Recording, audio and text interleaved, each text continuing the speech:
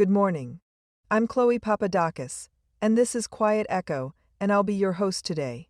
365 blank pages. Elena woke me up this morning by climbing into bed and patting my face. Mama, it's the new year. She's 4.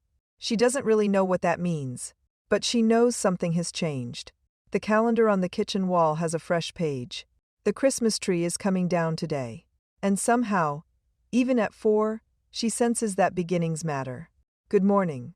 I'm Chloe Papadakis, and this is the Quiet Echo for Thursday, January 1st, 2026. There's a poll that came out this week. YouGov surveyed Americans about their New Year's resolutions. The top answers were what you'd expect: exercise more, eat healthier, save money, lose weight. But 2 numbers at the bottom of the list stopped me. 15% of people said they want to spend more time with family, and another 15% said they want to pray more. Those aren't flashy goals. They won't trend on social media.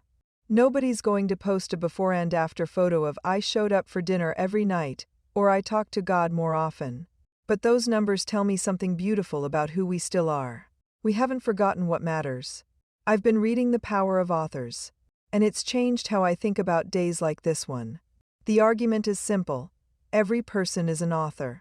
Not because we all write books, but because we all write stories. With our lives, with our choices, with the words we speak and the ones we don't. The question isn't whether we're writing. The question is what kind of story we're telling. Today, January 1st, 2026, we have 365 blank pages ahead of us. What are we going to write on them? The poll also found that only about a third of Americans plan to make resolutions this year. More than half said they won't bother. I get it. Studies show that only about 9% of people who make resolutions keep them. It's easy to feel like the whole thing is just setting yourself up to fail. But I wonder if we've been thinking about it wrong. What if a resolution isn't a promise to be perfect? What if it's simply an intention to try? What if the value isn't in achieving the goal, but in choosing a direction? The people who said they want to spend more time with family might not hit some perfect number of hours, but they've named what matters to them. They've pointed their compass. That's not failure waiting to happen. That's hope.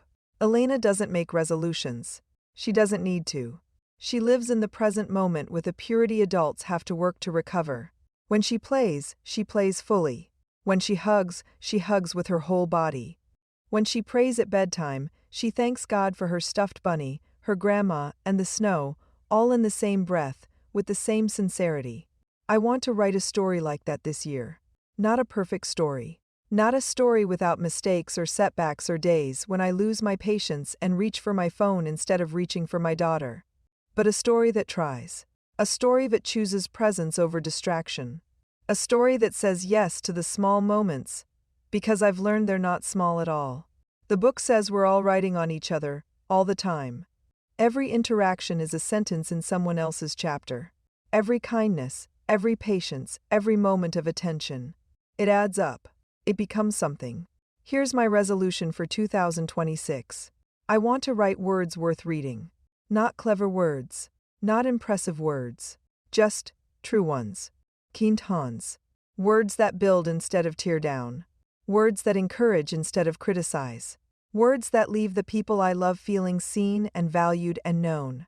That's the story I want to tell this year. 365 blank pages. One new day at a time. Happy New Year, Cedar Valley.